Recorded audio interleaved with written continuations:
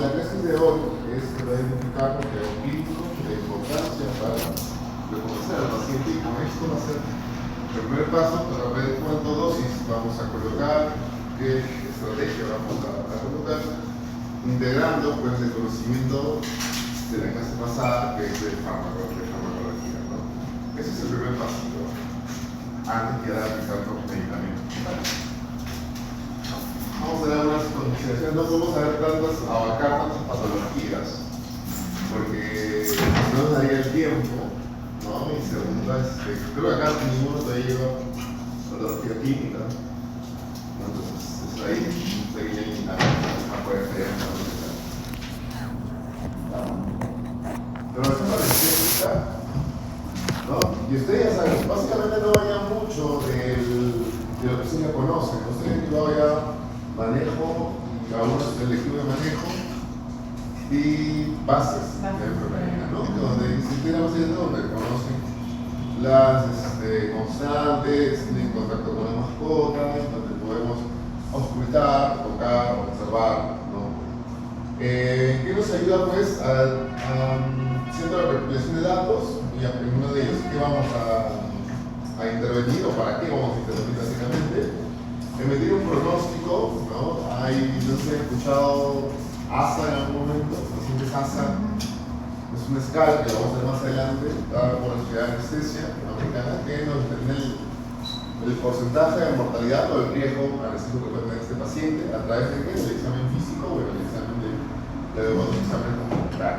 Nosotros no vamos a basar básicamente en el examen físico porque se puede determinar por ciertos factores y ciertas evaluaciones ya un NASA predeterminados incluso sin ver los exámenes. Y luego pues al final de una evaluación completa con los exámenes vamos a tener poder escoger la estrategia de que vamos a usar con ese paciente. Entonces estamos justo aquí. Lo que habíamos visto desde el inicio de la primera clase, estamos en la evaluación preanestésica y de ahí viene pues ya la aplicación de medicamentos. Entonces eso ya lo conocen. Usualmente cuando yo voy a una clínica o me escriben para una clínica ya me van contando un poco del paciente, ¿no? Me escriben todo para la anestesia, yo sé que para qué tipo de cirugía, porque también calculo los tiempos, no me parece, y me van enviando, me van contando el paciente. A veces no me cuentan nada, solo me envían los exámenes y ya lo reviso al llegar. O hablo con el dueño, si es que me lo permiten, porque siendo realistas, yo casi 50% hablo con los dueños, 50% no hablo con ellos. Depende de cómo le maneje cada clínica. Y la persona prefiere hablar con ellos porque a veces tienen muchas dudas con anestesia. Tienen muchas preguntas y es algo que además le tiene miedo a anestesiar más que al procedimiento como tal. Entonces, la historia clínica que lo que hacer es los datos que ustedes conocen, nombre, especie importante, ¿no? Y raza del paciente, porque hay que tener en cuenta de que no es un perro que no es igual a un gato, como un gato no es igual a anestesiar como un lobo. Totalmente especies totalmente diferentes. Y entre las mismas razas también hay muchas diferencias que se encuentran para implementar. Edad, sexo, temperamento, porque ya hemos visto la vez pasada cómo puede influir la edad, cómo puede influir el sexo, y definitivamente el estado de salud que puede tener. Tratamiento, si que lo tiene, motivo de la cirugía, algo distinto en las últimas horas, es importante, tuvo síncope, no tuvo síncope, está con tratamiento cardiológico, no está con tratamiento cardiológico, tolerar el ejercicio y definitivamente el ayuno, que es muy importante. Entonces estos son los exámenes complementarios que uno toma, ¿no? Los de rutina que dicen exámenes de hemograma, bioquímica y urinalysis, son exámenes básicos que ustedes van a hacer con los pacientes.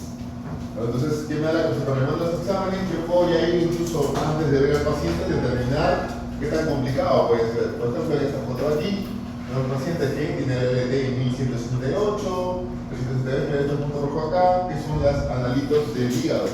Si acá yo puedo sospechar que es un paciente totalmente con estructura hepática dañada. Entonces ya puedo ir pensando en fármacos que sea más amigable con el metabolismo hepático. Ya voy pensando ya antes de bueno, este paciente es cardíaco, este paciente es renal, este paciente es hepático, o la combinación de todo que puede pasar y se va pensando en fármacos que sean más amigables o dosis que sean más amigables que puede ir con este paciente, ¿no?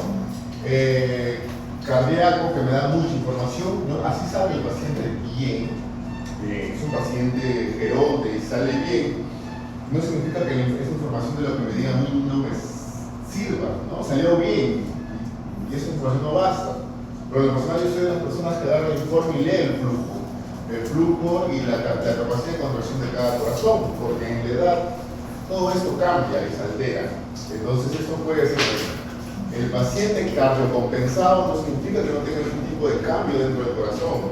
Significa que el corazón sigue eyectando sangre y sigue teniendo apertura de sus cámaras correctas o dentro del rango.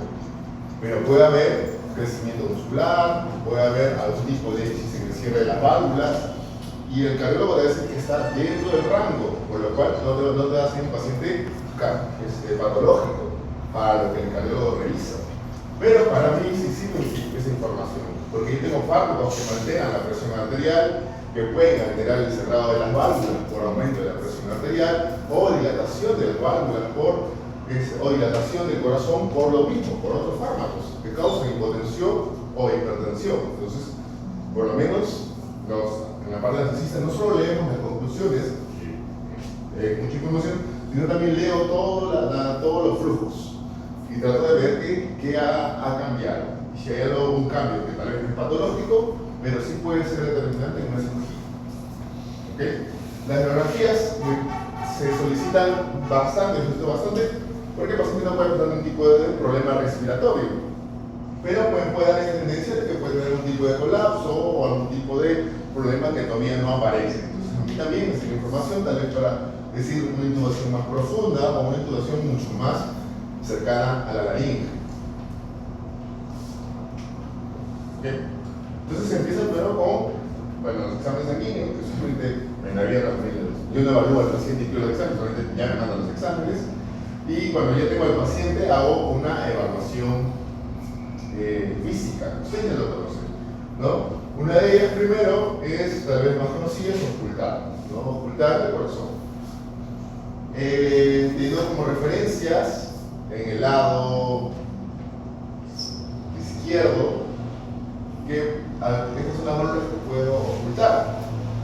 ¿Saben cuáles son los espacios que debo tener? Tercero, cuarto hasta quinto, dependiendo del tamaño, depende del tamaño del espeto también.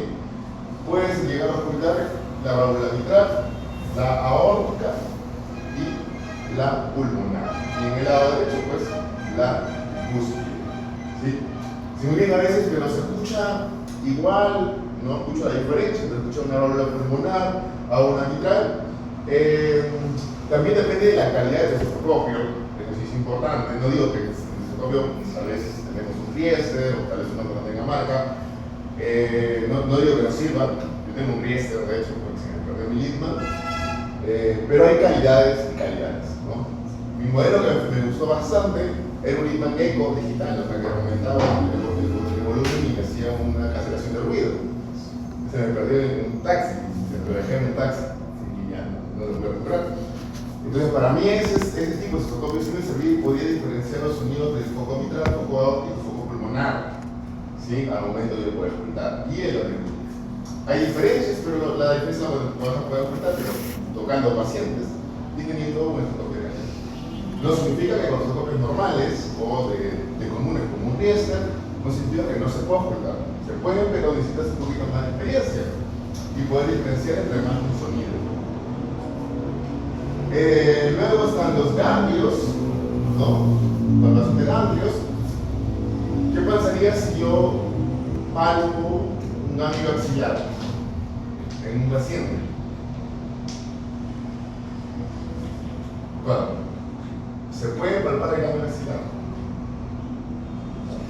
Anatómicamente no puedes palpar el ganglio axilar. En la axilar del perro, ni nosotros lo podemos palpar.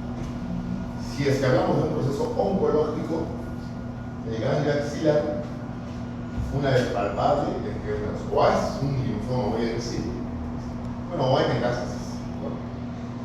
Entonces, si usted revisa a su paciente y siente en el ganglio axilar, bueno, ya sospechas de que tiene un problema oncológico severo. Los axilares no se palpan, no lo pueden palpar. Entonces, por eso es importante también palpar los ganglios, cada uno, por el tipo de.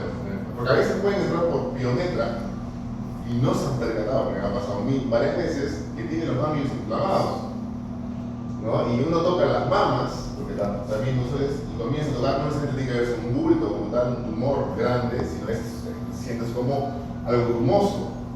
Y eso también es muy considerado, muy sugerente a un tipo de neoplasia, a las cantidades que puede haber. Entonces ya si escucho aquí, van las sospechas de que ese paciente tenga metástasis. ¿Y me sirve para anestesia? Claro que sí, porque me están dando biometría, que es una cirugía totalmente necesaria, pero tengo que tener en cuenta que este paciente probablemente, al ser oncológico, después de anestesia me da un síndrome paraneoplasia, que es por la alteración propia que hace la anestesia en el sistema inmune. Entonces, sí es importante palparle para saber de qué estamos tratando. Paciente escéptico también, hay que ir palpando para ver si encontramos alguna diferencia. El pulso, ¿qué es lo que le han enseñado a ustedes a evaluar con los pulsos femorales? Que es lo más fácil, claro, los femorales es más fácil. ¿Qué tienen que evaluar para evaluar un pulso del paciente?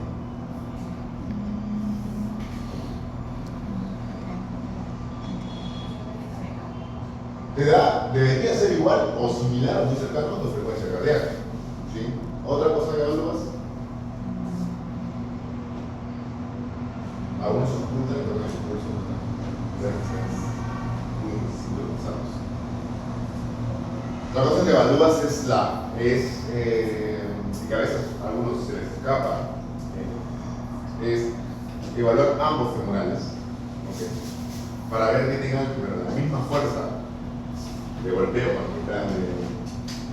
de pulso, la misma fuerza de pulso que tú sientas al momento de palpar a los pacientes y que sean sincrónicos, que tenga sincronía, que el golpeo de la arteria sea al mismo tiempo, tanto izquierda como derecha. No puede haber diferencias. Si hubiera diferencias, bueno, hay una gama de posibilidades que uno puede pensar. Arritmias muy marcadas, entonces sí, te ves un examen cardiológico completo, arritmias muy marcadas, enfermedades cardiovasculares de todas maneras, o algún tipo de trombo también, dependiendo de la especie o de la situación en la que estés. Entonces hay que tener siempre palpables. Que palpan al mismo tiempo, que tengan la misma fuerza, el mismo ritmo, ¿sí? Conociendo como freeze, si se acuerdan. Como sirve dentro de la evaluación física del paciente. Esta información también sirve para la evaluación del paciente fuera de la anestesia. Tiempo de llenado capilar. ¿Qué me podría sugerir un tiempo de llenado capilar? Primero, ¿cuánto es el llenado capilar idóneo? Dentro del rango. De 1 a 2 segundos. ¿Qué me puede sugerir un tiempo de llenado capilar muy elevado? Puede ser uno, deshidratación. Ok, no es, ¿qué más? Anemia. Sí, puede ser. ¿Qué más? Presión arterial. Mucho tiempo de llenado capilar es sugerente, porque la única forma de confirmarlo a través de un tensiómetro, ¿no? Es sugerente a que esté totalmente bajo, ¿no? A veces puede levantar y no está pálido, sino está hiperémico, congestión, vasodilatación. El paciente probablemente esté vasodilatado. ¿Causas? Bueno, una anemia. Si está muy pálido, no necesariamente es anemia, está con vasoconstricción severa, hipertenso. Se ponen a veces algunos pacientes hipertensos. Los vasos, los capilares, porque acá no se evalúa, los capilares se apretan tanto que se ponen azul. Cuando usamos fármacos, por ejemplo, la dexmedetomidina, van a ver en algunos pacientes que se le pone azul o medio cianótico la lengua porque hay mucha vasoconstricción periférica. No es sentido que el paciente que se ahoga, simplemente es una acción entre fármacos. Entonces, evaluar la mucosa va más allá de la hidratación, o anemia, o no es anemia, que para eso tienes un tomograma que te apoya. Puede también darte información de la presión, de cómo está la hemodinamia, básicamente. Dentro de todo esto, digamos que la mucosa es lo que te puede decir cómo está, o te da mucha información de la microcirculación. ¿Sí? Cuando hayamos primero vamos a hablar de microcirculación y de macrocirculación. Es importantísimo y de hecho tiempo que me es el estudio hasta ahorita se sigue usando como referencia para ver cómo reaccionar fluidos en el paso a paso. Y bueno, la evaluación respiratoria, son dos imágenes.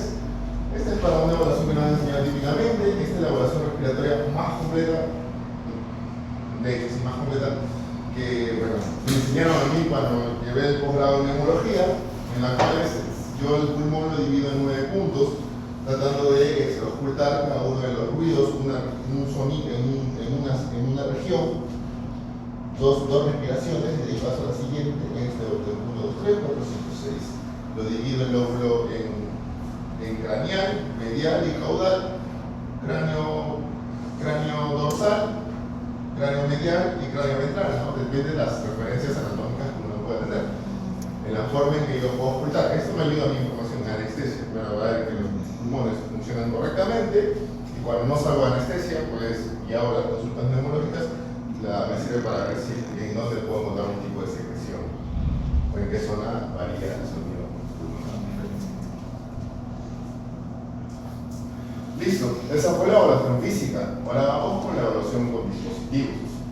En la evaluación con dispositivos ya acá confirmamos nuestras sospechas. Si vemos un paciente que es sugerente de hipertensión por un tema de glucosas, acá lo vamos a confirmar.